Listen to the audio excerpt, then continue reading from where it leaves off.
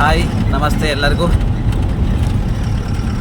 ಈ ವಿಡಿಯೋ ಮಾಡಲಿಕ್ಕೆ ಕಾರಣ ಏನಪ್ಪ ಅಂತಂದರೆ, ಜಸ್ಟ್ ಏನು ನೀವು ನೋಡ್ತಾ ಇದ್ದೀರಾ, ಇದು ಹೈದರಾಬಾದ್ನ ನೆಹರು ರಿಂಗ್ ರೋಡ್.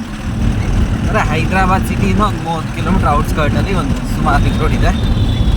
ಜಸ್ಟ್ ನನಗೀಗ ಏನಪ್ಪ ಇದನ್ನು ನೋಡ್ತಾ ಏನು ಅನ್ನಿಸ್ತಾ ಇದೆ ಅಂತಂದರೆ, ಈಗ ನೀವು ನೋಡ್ತಾ ಇದ್ದೀರಾ, ಈ ಸ್ಟ್ರೀಟ್ ಲೈಟ್ ಕೆಳಗಡೆ ಎಲ್ಲ ಫಾಗ್ ಬೀಳೋ ಟೈಪಲ್ಲಿ ಕಾಣಿಸ್ತಾ ಇದೆ.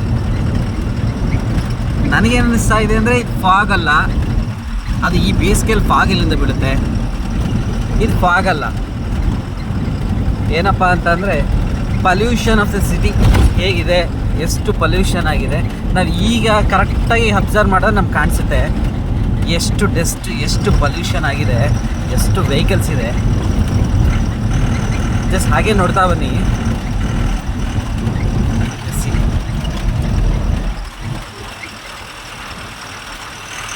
ಸ್ಟ್ರೀಟ್ ಲೈಟ್ನ ಕೆಳಗೆ ಎಲ್ಲ ನಿಮಗೆ ಕಾಣಿಸುತ್ತೆ ಫೋಕಸ್ ಹೇಗಿದೆ, ಯಾವ ರೀತಿ ಡಸ್ಟ್ ಬೀಳ್ತಾ ಇದೆ, ಎಷ್ಟು ಪಲ್ಯೂಷನ್ ಆಗಿದೆ ಏರ್.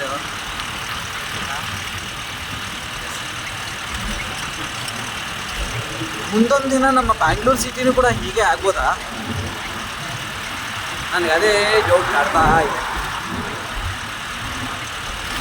ಚೆನ್ನಾಗಿರೋದನ್ನೆಲ್ಲ ಹಾಳು ಮಾಡ್ತಾ ಇದ್ದೀವಿ, ನೇಚರ್ನೆಲ್ಲ ಹಾಳು ಮಾಡ್ತಾ ಇದ್ದೀವಿ. ನಾವು ನೆಕ್ಸ್ಟ್ ಜನ್ರೇಷನ್ ನಾವು ಏನು ಉಳಿಸ್ತಾ ಇದ್ದೀವಿ ಅದೇ ನನಗೆ ಇವಾಗಲೂ ಅರ್ಥ ಆಗ್ತಿಲ್ಲ. ಇರ್ತಕ್ಕಂಥ ಕಾಡನ್ನೆಲ್ಲ ನಾಶ ಮಾಡಿಕೊಂಡು ಬಿಲ್ಡಿಂಗ್ಸ್ನ, ವೆಹಿಕಲ್ಸ್ ಆಗಿರ್ಬೋದು, ಇಂಡಸ್ಟ್ರೀಸ್ ಆಗಿರ್ಬೋದು, ಎಲ್ಲ ಪೊಲ್ಯೂಷನ್ನ ನಾವೇ ಹಾಳು ಮಾಡ್ತಾ ಇದ್ದೀವಿ. ನೆಕ್ಸ್ಟ್ ಜನ್ರೇಷನ್ ನಾವು ಕೊಡ್ತಕ್ಕಂಥದ್ದು ಏನಿದೆ, ನಾವು ಕೊಡೋದು ಲೆಸ್ ಆಕ್ಸಿಜನ್. ಒಳ್ಳೆ ಗಾಡಿ ಅಂತೂ ಕೊಡಲಿಕ್ಕಾಗೋದಿಲ್ಲ, ಪೊಲ್ಯೂಷನ್ ಗಾಡಿ ಅಂತೂ ನಿಜವಾಗ್ಲೂ ಖಂಡಿತ ಕೊಡ್ಬೋದು.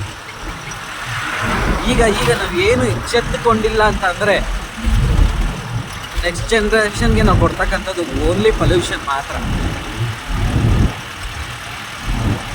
ಇಷ್ಟು ಹೇಳಲಿಕ್ಕೆ ನಾನು ಬಯಸ್ತೀನಿ.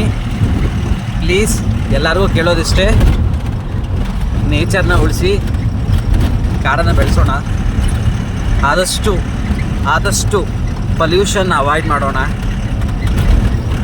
ಅಷ್ಟೇ. Thank you all.